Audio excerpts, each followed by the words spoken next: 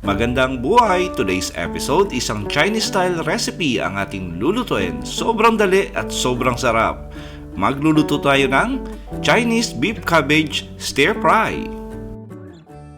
At umpisan muna natin sa pag-marinate ng ating karning baka. At hiniwa ko lang yan ng tapered cut, approximately 1/4 inch. Lagyan natin to ng asin, black pepper powder, at saka maglalagay ako rito ng baking soda para ito yung magiging meat tenderizer natin.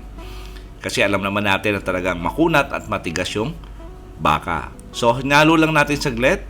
Tapos, maglalagay din ako rito ng 3 kutsaritang cornstarch. Gumamit pala ako rito ng 600 grams na karning baka. Haluin natin ng maigi. Yung purpose niya ng cornstarch ay ito yung mag-absorb ng water content ng ating karning baka. Kung napapansin nyo, kung mag-i-stir fry kayo ng karning baka, lumalabas yung water niya. Tapos, kukunat. So, yung cornstarch at saka yung baking powder na nilagay natin, yan na yung magiging tenderizer natin. At saka tinabi pala natin yung ating karning baka for about 30 minutes doon sa ating ref. Tapos, nagpainit lang tayo ng konting mantika at ipapan fry lang natin yung ating marinated beef for about 6 to 7 minutes. At moderate flame lang yung gagamitin natin. At maganda yan, from time to time, hinahalo natin. Iba-brown lang natin yung ating karning baka. And by the way, para sa kumpleto at tamang timbang ng ating recipe for today, sinulat ko po sa description box. Tapos pag okay na yung ating karne, medyo brown na, check nyo rin kung medyo malambot na.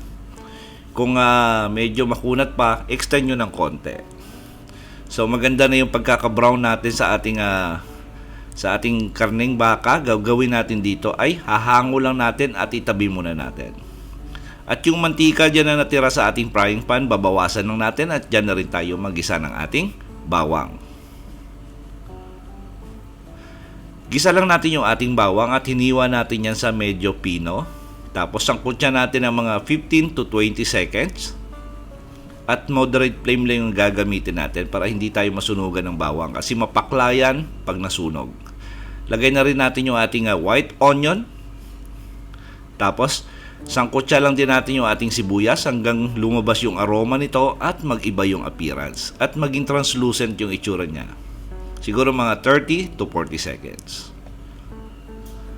Tapos, lagay na natin yung ating piniritong beef strips. Haluin muna natin saglit. Napakadali lang ng ating recipe pero sobrang sarap. Sigurado akong uulit-ulitin nyo. Lagyan na natin to ng crushed black pepper at maganda yan pag medyo marami yung crushed black pepper na ilagay natin.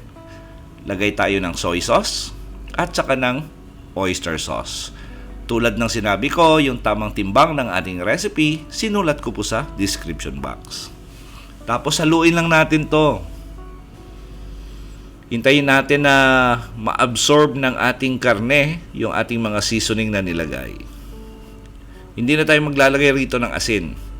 Tapos dagdag lang ako rito ng carrot strips. Iniwa lang natin yan ng maninipis na strips yung ating carrots. Ngayon pwede pa kayo magdagdag ng green beans dito kung gusto nyo. Tapos lagay na natin yung ating Chinese cabbage.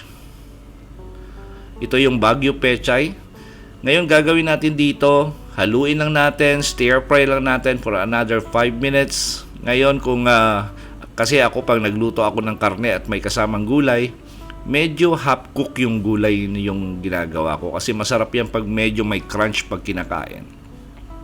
Ngayon kung gusto niyo ng malambot yung Baguio pechay nyo at saka yung carrots nyo, extend nyo na lang ng konti. Tapos naglagay na ako rito ng sesame oil, tapos haluin lang natin for another minute. Tapos lipat na natin sa ating serving plate at garnish tayo ng sesame seeds. Ngayon, optional lang yung sesame seeds. Kung wala naman kayong sesame seeds, huwag nyo nalagyan. At sigurado po kung nagustuhan nyo yung recipe natin sa araw na to, please like and share this video. At kung bago kayo sa ating kusina, please don't forget to subscribe at pindutin yung notification bell para updated kayo sa mga susunod pa nating masasarap na recipe. Salamat sa panonood at ito ang Kusina ni Dan Levy.